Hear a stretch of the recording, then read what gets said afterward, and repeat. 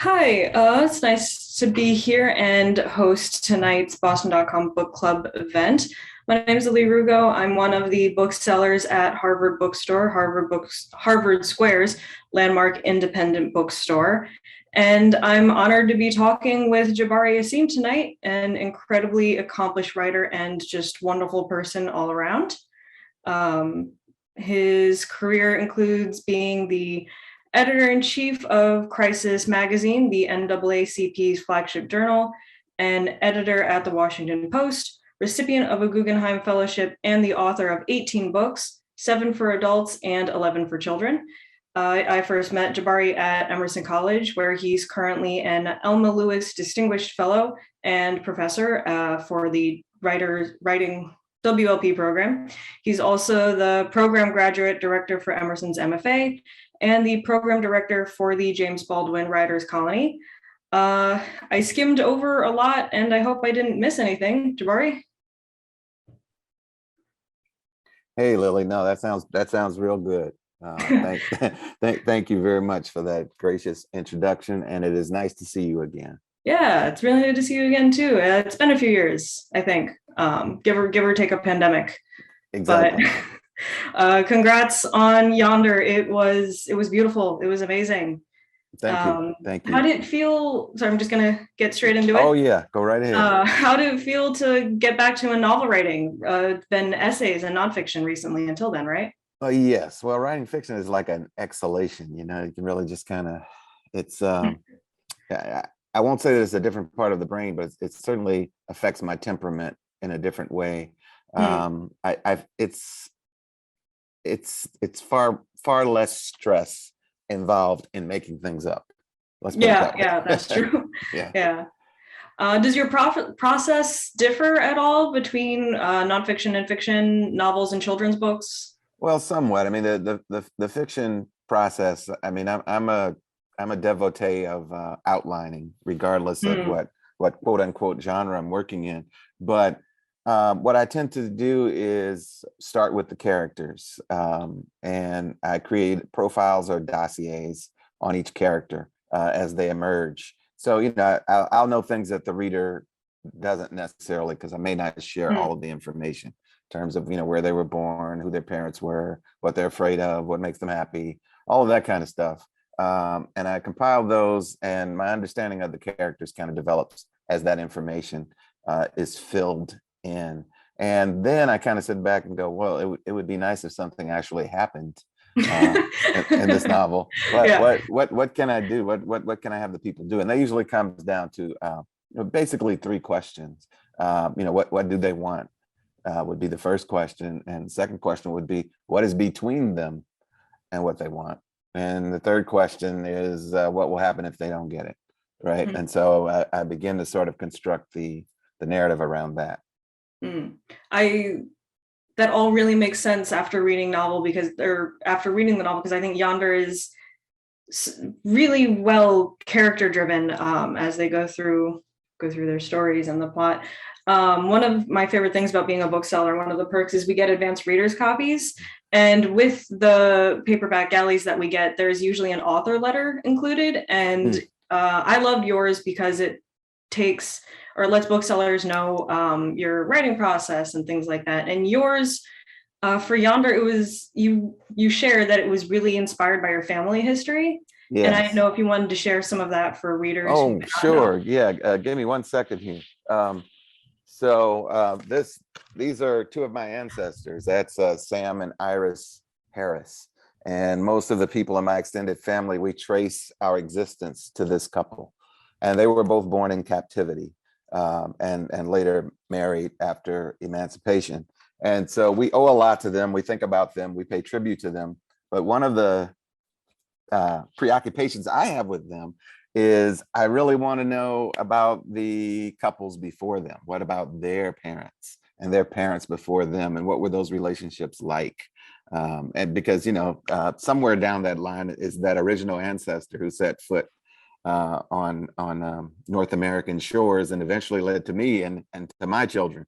So because I don't have that information, one thing I wanted to do was sort of imagine couples sort of fill in the spaces in that narrative. So in that sense, the primary couples in Yonder, William and Margaret, and Cato and Pandora, are not my relatives, right? But their story is inspired by what I don't know about my relatives. Yeah. And I saw this Yonder as a part of just like reclaiming American history for you, reclaiming Black history for yourself, but also really importantly, reclaiming your own family history as well as you were writing this and exploring and answering those questions for yourself. How did that feel, getting to write something based off of something so personal to you, your own family story? Well, I like to say that I take the work very seriously, but I don't take myself very seriously. So so there are parts of it, of course, that are heavy, quote unquote, are challenging. But in every situation, I'm looking for a way to leaven it a little bit, to lighten things up. And so it was a mixture of I need to honor this legacy. I need to do obviously the best I can, but at the same time, I have to enjoy the process. It can't be a miserable process for me, or I won't want to do it. Right. Yeah. So I'm always looking for, and that's part of the story of Yonder, is looking for love, and trying to maintain love in circumstances in which, love is not only discouraged, but is often brutally punished. Yeah. The love, I'm gonna say love a lot right now. I really enjoyed the love stories that you had in Yonder, because it was more than just the relationships between the main couples. It was the love that they found together as friends and community, and even little Xander's faith. If I could think of bigger words, that's also a really great commentary on faith as love. It was very good. And just showed all the ways that people care about each other, people care for each other. Right. And they're creating families, essentially, right? We have some textbook notion of nuclear families, et cetera, but we know that actual families are often formed from very different circumstances, and it's how people respond to those circumstances that those familial bonds get created. So yeah, a lot goes on between the two couples, the two men, the male half of those couples. They become almost like brothers. That's the kind of bond that they develop as a result of enduring and surviving some pretty challenging experiences. Yeah. And something I was just noticing while I was doing my research questions and so on and so forth, a lot of this was talking about Yonder as historical fiction, which as I was reading it, I didn't really know if I agreed with that. And I think it's because the prose style really reminded me of literary fiction. And I didn't know if you had a sense of those genre distinctions, if any. I don't pay much attention to genre distinctions yet, which is probably not a surprise when you consider all the different ways that my work is categorized. I just kind of sit down and say, what do I want to say? But that said, my friend, the novelist Matt Johnson, has this phrase. He says he wants to write literary fiction that moves, and that's very much what I want to do. So the historical part is almost incidental. But my aspiration always, so far at least, has been to write literary fiction that moves. Francine Prose has this wonderful quote about writing as if you are in fear of boring your reader to death. Yeah. And so let's keep it moving, right? Let's what happens next? Okay, that's great, but what happens next, right? So I always kind of have those kind of considerations somewhere in my mind as I'm channeling the story. Yeah. Also, I think sometimes historical fiction can be used to pigeonhole certain novels and writers, and outlining certain expectations and guidelines that the novel that doesn't fit there. Yeah, I mean, you know this because you're a bookseller, but so much of it involves marketing. And early in my career, I made peace with allowing the marketing experts to worry about those questions. My responsibility is the story, and to tell the story as best I can. And however they can get that story into readers' hands is fine by me. Mm-hmm. That's fair. That makes sense. Um, a lot of the reviews and a lot of the ways that I've described the book when people asked if I liked it is your use of language in Yonder is just absolutely gorgeous. The prose and the style is really beautiful, but also what language means as just a way of communication and as a tool and form of expression. You started the book off with two quotes about it. And as I was reading it and understanding that like the whole book kind of hinges on this secret language that the characters have and use with themselves and people around them, because it gives them an understanding of the world that puts themselves first in a world that does not. Right. And I realized it's a form of code switching, isn't it? Oh, totally. Yeah. Totally. I think, the original African captives had to have been among the first code switchers. I often say that. And, I mean, Du Bois talks about that when he talks about double consciousness.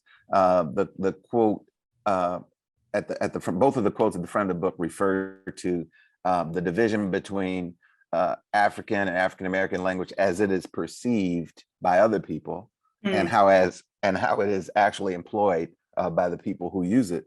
And there's a gulf there, right? And so I think in order to survive, these captives had to manipulate that gulf to their advantage.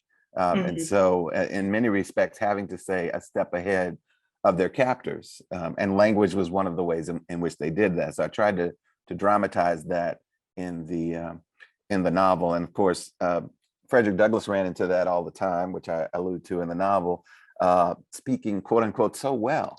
He spoke so well. He couldn't possibly have been, enslaved because there's just really bizarre, peculiar notions of Black capability, especially Black capability under duress, right? And so on some level, there's this floating language that only exists between people within a particular group, especially an oppressed group where the oppressors are active and constantly subjecting them to rigorous vigilance. How can I get around this when there are eyes on me all the time? But I've got to do some things with the language, right?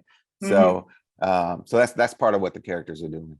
Yeah, and it's interesting because what you're talking about, it's still in play today in the way that AAVE is still just getting appropriated, for lack of a better word, and used in the mainstream because of internet meme culture. Right.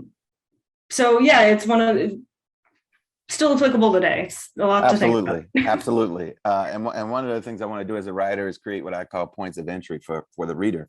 And I thought that the whole idea of language, of weaponized language, of oppressive language, of language that's used as a tool of liberation, all these sort of reflections on language that the novel reflects on, but that the characters also reflect on. I thought that was one point of entry for certain types of readers, so that they can enter the text and feel comfortable in it. Yeah, for sure. And sorry, I'm looking at my notes, and I realized after I read and did my research on you and your career, how do you have the time to write 18 books on top of being a professor and a program director? Well, and of course, my proudest accomplishment is the 5 children that my wife and I have. So we've got to add them to the mix. But they're grown now. The youngest is 20, will be 21 soon. But I guess the easy and only half serious answer is I don't have any hobbies. It's reading and writing for me. I pretended for years that I was interested in other things, but when I reached a certain age, I said, I'm going to stop pretending. This is the only thing I want to do, and I want to do it all the time. So that's pretty much what I do. My wife can always find me. She always knows where I am. I'm doing the same thing all the time. But I enjoy the writing part very well. Say that again. So you do the writing part very well. That may be the only part, but but yeah, I enjoy it. Is the I guess is the short answer. It's fun. Very nice. Yeah.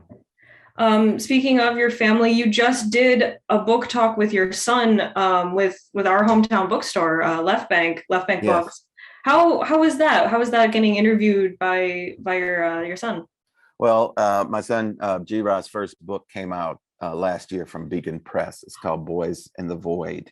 Oh, Um, congrats. and so we had actually done an event um, in which I had supplied the Q and A's, and he was the author Mm. for Left Bank when that book came out. And he had interviewed me once before for an African American literary magazine that's based in New York called Mosaic, and we had a whole lot of fun just kind of talking about language and writing and that sort of thing. So it's a wonderful thing. I mean, I really enjoy his work as a reader, and of course as his father. And so when Left Bank and I should say he's a professor of creative writing in the MFA program at Washington University in St. Louis. Wow. So it's kind of Yeah. logical. It's kind of logical for him to do it. Yeah. And it was we had great fun. We had great fun, and I'm hoping we will have more books and more opportunities Yeah. to do that kind of thing again. That would be quite the book tour to take across to go around. That'd be a lot of fun. I think that'd be really neat. That would be so cool. Yeah. Hmm. And I guess I'm trying to think. Oh, do you have any favorite, when you bookstores, whenever you need to stock up for your hobby Do I have in the favorite area bookstores? or around? Oh man, there are so many independent bookstores in this area, and I used to try to, physically visit as many of them as possible and make friends with the proprietors or the events managers. I've done that many times, and then during the pandemic, I've really been using bookshop.org Hmm. and just choosing different bookstores. Like I Yeah. try to choose a different bookstore each time that can benefit from the purchase. But yeah, my best friends in the industry are independent booksellers and librarians. I mean, those Hmm. those those two groups I pretty much owe my entire career to. So I'm always happy to return the favor in any way that I can. Oh, that's great. Um, yeah, and we just have so many really great independent bookstores around the Boston area and the St. Louis area. I There's like two opened up in the city that I hadn't heard of before, so I'm very excited to see those pop up. It's a little early, but do you want to do some audience questions? We've Oh, got sure, got sure. a few coming in here. So some that got sent in earlier today are how were you able to create such memorable characters, each with so much depth? Well, I talked about that a little bit already. I create Yeah. these profiles for each character, and their stories come together in those profiles, and a lot of that information is then lifted from the profiles into the text at appropriate times. But the other part of that question, I think, is the other thing I really want to do is distinguish the characters from each other, and that was really important in this story because there are multiple narrators, which is really tricky.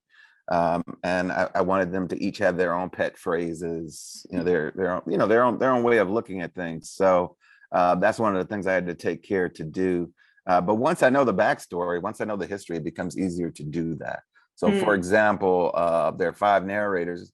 Of the principal narrators, some of them are literate. Some of them have had um, exposure to written language. Others have not, and so their Mm. vocabularies are different, right? So and their ways of describing things are different as a result. So part of it is once you begin feeding information into that dossier, it really helps you shape how each character is going to go. Also, I did have those questions: what does each character want, right? Hmm. What does Cato want? What does Pandora want? And also I got to speculate. What does William think of Cato? What does Cato think of Hmm. William? What does William think of Ransom? What does Pandora think of Margaret? And so on and so forth. So that had to be reflected in the language too, because what I think of a person colors my perception of their behavior and the things they say, right? So, Hmm. and the narrative had to reflect that. Hmm. Are you one of the writers, or does your process involve the characters speak to you, or the more time you spend with them, or do you have an idea and you think, I'm going to assign this trait to this person? Um, Mainly, I would say mostly they speak to me, Mm. right? They kind of insist on their point of view or where they should be in the narrative. So it is very much a process of being open Mm-hmm. and listening. Once you've sort of met this character and this character has met you, the character can help shape the narrative. Now, Mm-hmm. it's amusing to me because one of the books I really admire that covers the same period is The Known World by Edward P. Jones. And one time I did a conversation with Edward P. Jones, this is years ago, and someone asked him, well, do the characters tell you, how they're going to end up and what their destiny is going to be? And he said, he said, he said, I'm God. He said, everything, these characters can't do anything without my permission. So Yeah. I know everything they're going to do. Yeah. So I was like, okay, well, there is that aspect, but I do like to think that on some level I'm listening to them, and Mm-hmm. and they're helping me write down their narrative as it were. So they're not just narrating the book, they're narrating it to me. Mm, that makes sense. Mhm. Someone in the Q&A, Lisa, said, Yonder's characters are so vivid and surreal. I'd love to know more about Xander. I'm intrigued by him, and I also had a real soft spot for Xander.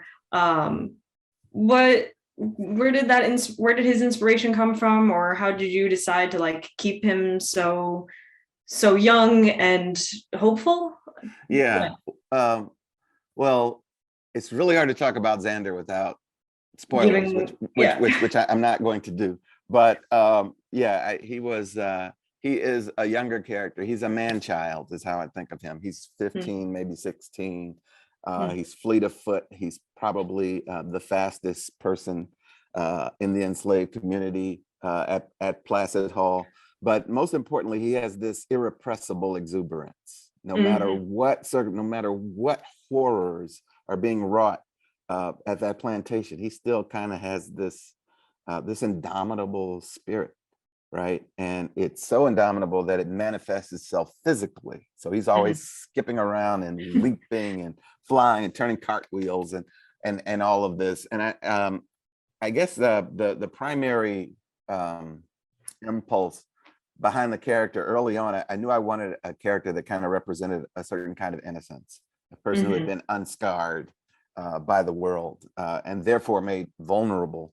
And as I developed the character and he started doing things, the cover portrait is a detail from panel number 4 from Jacob Lawrence, and it shows a group of children turning cartwheels. But it's part of the Harriet Tubman series, so it's a series of panels about responding to and transcending captivity. And in the middle of this, you've got this one panel where these children are just kind of leaping and it's sort of a joyful defiance. So, I printed out a copy of that panel long before it became the cover of the book. And I just kept it nearby.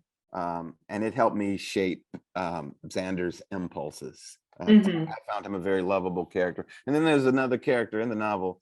One character says something to her about your baby, and she says, there are no babies here, right? No one gets to be a child here, right? Mm-hmm. And that for the most part is true. Right. But I wanted to look at this youthful spirit that kind of challenges even that notion. And Mm-hmm. little Xander represents that for me. Yeah, for sure. I really, yeah, like I said, he was probably my favorite character. I just really enjoyed the joy he was able to have and hang on to um, against it all. Lisa also asked, can you say more about the 7 words whispered at birth, and where did that tradition come from? Sure. So the 7 words, all of the people in the enslaved community, they each have 7 words, their own 7 words. They say them in the morning when they wake up, they say them at night when they go to bed. They say them in moments of crisis or tribulation, almost like a prayer. And there's a whispering ceremony when there's a newborn child. 7 adults each whisper 1 word into the child's ear. And it's believed in this community that if you were not whispered over as a child, then misfortune will be your destiny, because you don't have language to guide you.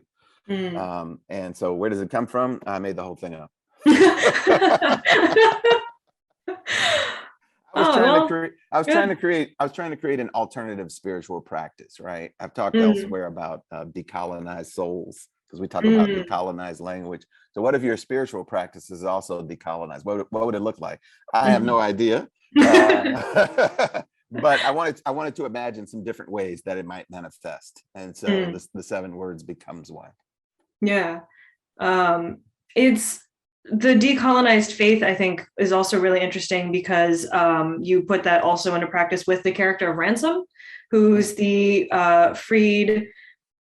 Yeah, he's the freed preacher, I guess. Is that what you would call that? Yeah, he's an itinerant minister. Yeah. And because he carries the Bible and seems to be this pious figure, then he's trusted. He's trusted, and he is free. He has free papers, and he's trusted to wander among plantations and spread the holy word, spread the good news, as it were. But as the novel reveals, he's actually doing a lot more than that. Yeah.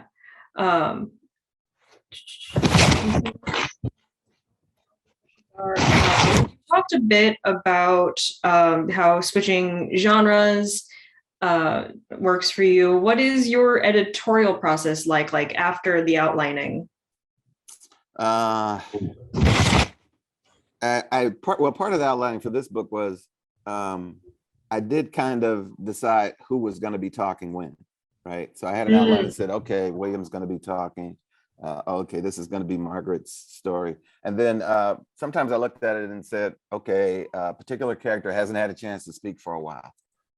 Let's move this character to the foreground and let them say, this is what I was doing while this thing was happening, right? And because the characters were pretty familiar to me at that point, they could really begin to tell their own stories, right? And so the plot is part of the outline, right? This is where they are. Also, you're paying attention to seasons changing and that sort of thing, right? So it's just a matter of, at that point, sitting down and doing the work. Yeah. I get a question that I just thought of, not one from the audience, but what were the decisions to have certain scenes told from the captor's point of view, the Cannonball Greens? Because every now and then it wouldn't have, because whenever you switch POV, it would have the character's name on the page, and then it would be blank. Right. Well, in my nonfiction, I write about something that I call narrative combat, which is the clash of stories, right? And so whenever we're dealing with inequality, there's a dominant group that tells the story one way, and then there's the other group that says, no, actually, this is what happened, right? And that's essentially what's going on in the novel. So it was important to me that the captors not have a chance to narrate any of the story. So in sections in which I have to discuss what's going on in their lives, I use an omniscient third person narrative because I never wanted the captor to turn to the reader and say, this is my version of events, because that is the default version of events. Right. And I wanted to make sure that we focused on, no, these people are telling the story. They're going to shape the narrative. And in fact, one of the characters says that early on. William says to Cato, he says, we can shape this. It's all in the telling. Yeah. Right? Yeah. And then they begin to tell it. Yeah. Also, I was a really big fan of the irony that followed Cannonball Green around. I thought that was just a lot of fun. That was very well done. Yes. He fancies himself an expert on things that he knows nothing about. And things are happening right underneath his nose, and he doesn't. And he's walking around with his little notepad. And I got that from George Washington. He used to study his enslaved people. He used a pocket watch and some kind of note. He was always kind of timing them. And his theory was never let them rest because they'd be ruined, quote, by idleness. So wow. So that's kind of where I got that idea. Yeah. Not surprised you had historical references. Someone asked, do you have an audience in mind when you write? Or were there any reader reactions to Yonder that surprised you? Well, it's been so early that I haven't really had a chance to catalog reader reactions yet. And as far as a particular audience, I would say that I'm very selfishly writing for someone like me, whoever that person might be, whatever gender, ethnic background they are, someone who likes literary fiction, but doesn't have the most intense attention span. right? I get bored Yeah. really early. I go, this is well written, but nothing's happening. I can't Yeah, finish yeah. this, right? And so, so I wanted to write a novel that I would want to finish as a reader. That's a good rule of thumb, I think, for any aspiring writers is read a book that you would write a book you would read and Yes. finish. Yeah. Yes. Uh, I saw one question in the Q&A. I can't. From Wendy Root. I love this question. Is Tanner a stolen passing as a thief? I'm just really happy to get that question because I've been wanting someone to ask me that question since the book came out. And I will only say that I think Wendy is very much on the right track, and that and there are layers of complexity and deception in the novel, but also what Ransom makes clear is that in order for people to successfully transcend captivity, in other words, to leave, to escape, they had to have allies from outside of their community. Right. This is critical, but it's also super critical that no one know right. who those allies are. So I wanted to play with that and always be just a little cryptic in terms of there are people who are not enslaved Africans who emerge and at risk to their lives will create some pivotal action, and that this was absolutely necessary. And so so Tanner figures in that conspiracy. Oh, wow, that's good job, Wendy. That's really good I was just critical really pleased reading. to see that. I was like, somebody's really paying attention here.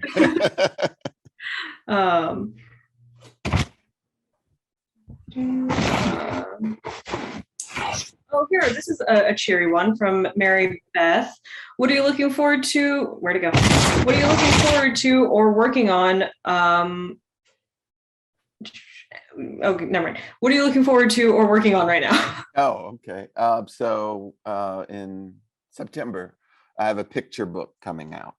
Ages 3 to 8, I think, are the readers. It's called Me and Muhammad Ali. It's a picture book about a boy who has a magical or wondrous encounter with Muhammad Ali, and it's based on a true story. And it's a picture book. And then I think in December, and the picture book is, I think that's Penguin Random House. And in December, I have a nonfiction book for middle schoolers, and it's called A Child's Introduction to Jazz, and I think that's December. And then for grown people, for adults, I'm returning to nonfiction for the next book. I'm doing a book called American Struggle for Simon and Schuster. Oh, very exciting. I'm an adult and I'm looking forward to the jazz one. That sounds really cool and really exciting. Fair. That's fair. Yeah. And the Muhammad Ali picture book sounds really cool. I feel like he's coming more into literature for younger people or things like that, which it's nice. It's nice to see that. Yeah, I mean, there are three books aimed at children that I know of that are coming out this year about Muhammad, and I had no idea about the other two. Yeah. And the fortunate thing is each one is very different, right? So you could easily collect all three and not have any overlap whatsoever. Yeah. Oh, that's really cool. And Mary Beth's question was like a two-parter. Oh. How has the pandemic affected what you're working on, or how you write in any way? I think it's really affected my teaching because I'm never on campus. I'm teaching remotely, and that is very challenging. It's very challenging also in terms of my interaction with my colleagues, which is it's pretty limited. So that has been mentally exhausting. But in terms of writing, I don't think it's had much of an effect at all because writing is such a solitary practice anyway. And I'm writing in the same spot that I was writing in before the pandemic, which is at my desk, right? So, and I avoid the term workaholic. I'm not sure I like it, but I am very committed to the practice. It's both my intellectual and my spiritual practice. So I'm gonna do it, and I really have no choice. I'm gonna do it, right? So I don't think I could say to you, Lily, I'm done. I'm not going to write tomorrow. I would be lying. So, so that's Have kind of how it you works. have you ever? I think also a lot about writing for yourself as just something that you need to do as a way to express yourself, or writing because it's a job. Have you ever been able to just like keep a journal and have the mind of like these are words that no one else is going to read, or do you always think of like this is going to become something? This is going to be an essay, Yeah, a project. I write to be read without apology. I'm always imagining, another person Mm, on the other end of the line. And so I've never been a journaler. I like the idea, but mhm. I don't know when I would do it. Right. Yeah. Because I'm doing this other stuff pretty consistently. Mhm. Um, Rebecca asked a question, plagiarizing this question from the Stacks Pod. One word. What books? What books do you think Yonder is in conversation with? You mentioned The Known World, which Rebecca loved. Any others? Well, first let me return to the known world. I really love that book, and it was a particular sentence that I will mangle in trying to recall it, that really helped me think about this book early on, or to imagine a book like this. There is a scene where a character is he's very attracted to this woman. He's falling in love with her, and he has absolutely nothing to give her. Mm. And he takes a small piece of wood, and he carves a ridiculously crude comb for her to comb her hair with his face. It's not practical. It's not necessarily functional, but he made it with his own hands, and all he had. Mm. And he says to her, um, here's something I made for you. It's not much. And she says, oh, it is. It's the whole world. Oh. And when I read that, I put the book down and I like walked away. Yeah, you have to just I was like, close it for a little bit. no, Wow. this is too much for me. This is too much for me. And so the power and the affection and the love and all Yeah. that, he kind of like captured it in 2 sentences. And Right. I thought, when I write about this period, that's what I'm going for. And then he has one other passage in there in which a man and a woman are in love, and the man is off on an errand, and something terrible happens to him, and the woman has been asleep, and she sits straight up in her bed, right, just in the middle of it, because she knows that something has happened to them. They're that connected that there's been an unwelcome separation, right? And I thought Mm. he's really onto something there. And I want to kind of develop that. So I think it's in conversation with that. It's in conversation with Middle Passage by Charles Johnson, Dessa Rose by Shirley Ann Williams, and Beloved, of course, Mhm. and probably some other books too. But I would start there. I would say I hope that it's Mm. in conversation with that. The Prophets by Robert Jones Jr. Yeah. Just yet another marketing question, I suppose, for you. But whenever these books are come out, they always get blurbed of like, if you like this or blank meets this. And I don't know, this one, Yonder's, is The Water Dancer Meets the Prophets. And I don't know, do you consider, what are they, comps, comparative titles? Do you get any say in those? I could object probably, but I don't suggest them. I mean, that again, that's marketing Mm-hmm. language. I admire both of those writers, so it was okay. Right, yeah. I think the only way I would object is if it was a writer probably like, no, I don't Mm-hmm. want to be mentioned in the same breath with that writer. Yeah. I would say, are we sure we want to do this? Yeah. But in that case, I thought the comparisons were flattering. So Mm-hmm. I Mm-hmm. said, sure, yeah, absolutely. Yeah. Yeah. And I think we're coming up on our last questions area time. Linda K says, do you see this novel as a part of your way of telling Black history, and particularly the period of enslavement, the way you'd like it to be told? It kind of goes back to how this is reclaiming history and your own answers. Yeah, sure. I mean, I think the way that the story of my people in particular, the way it is often told is distorted and deliberately distorted to achieve an objective, which is to continue to deny the full humanity of Black people.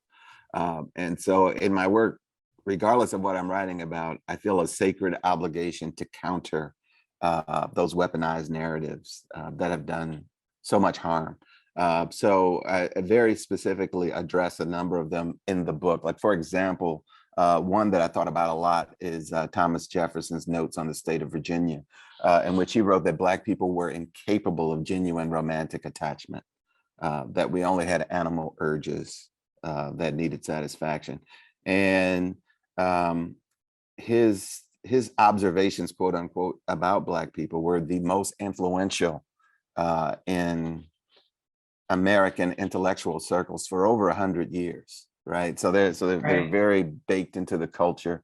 A host on Fox News a couple of years ago said, you know, the slaves were well fed, right? That was really, he's making it like they were on vacation or something, right? So Mhm. so there is this consistent argument in the culture that Black people's experiences, the significance of them needs to be diminished. Mhm. And so as a writer, whether I'm doing fiction or nonfiction or poetry, I'm always going to push back with all my strength against those narratives. In fact, one character in Yonder says to the other, "What's the worst thing that a thief can say to you?" And he says, "What is it?" And he says, "Let me tell you a story." And you hear those words, run. Run. Yeah. Right. So Yeah. that's part of the philosophy, I think, Mhm. behind what the characters are doing in Yonder. Mhm. And I think also part of that is not shying away from the history and the things that happened, but also, especially what struck me so much in Yonder is, again, it's humanizing seems like such a diminishing word. I don't Yeah. know, Yeah. but it really, they were, you told the truth of what happened, but you were also to really show that they were able to leave their lives. They led their lives. They found love and community and the joys that they could. Because I think there's also a lot of expectation for Black writers, especially BIPOC writers, to just share trauma porn for mass market audiences. Um, but Yonder was able to tell its own story, how you wanted it, and I thought that was very impressive and very good. Thank you. That is ultimately the goal. Yeah. Tell its honest story. All right, one Yeah. last check. Did I miss any questions that you want to get to? Am I hopefully missing anyone's questions? I don't I know. think so. Let's see. Okay, I think we're good. Yeah, it Well, looks like, okay. did we Yeah. cover all of these? The one I missed is Maria. The whispered 7 words are so central to the story. One of them was forget. Oh, Was this okay. meant to be a comforting word? Yeah, It was Williams too, I believe, wasn't it? No, no, it's it's Cato's. It Cato. was It's Cato's. Cato. Yeah, because William doesn't William, participate. go. Yeah, he doesn't believe in that mumbo jumbo. Um, yeah, at that moment, Cato is thinking that if he had forgotten some of the things that had happened to him in his life, he would be better off. But Right. he can't help remembering. So he's saying to this child, "Don't remember. Mm, You know, don't let the bad experiences attach themselves to you because they will hinder your growth." mm, yeah. All right. Yeah, that is all the questions, and we're at about the time to wrap up. Thank you so much, Jabari. This was great. It was really nice to see you again. The book Likewise, was likewise. wonderful. Yeah. Yeah, it was a real pleasure. I appreciate your questions and commentary and the questions from the audience. They were all great. So I was glad to do it. Excellent. You've already mentioned and teased things coming out in this year. I guess the standard way to end conversations now is where people can find you, stay up to date on your work, and as it comes out this year. Yeah, I'm on Facebook and Instagram and Twitter. At Jabari Asim is my handle, and you can already pre-order me and Muhammad Ali. I know I've seen links posted in Oh, chats nice. and that sort of thing. Oh, perfect. I'm really excited. I can't wait to see it. And I'm just double checking. There's no other things.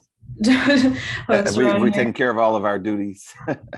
Okay. Yeah, no, we are all set. Thank everyone for coming out tonight and for the questions. And Yes. I hope to see you again soon, Jabari, in person next time. That would be wonderful. Take care in the meantime. You as well. Thank you. Have a good night. Good night, everyone.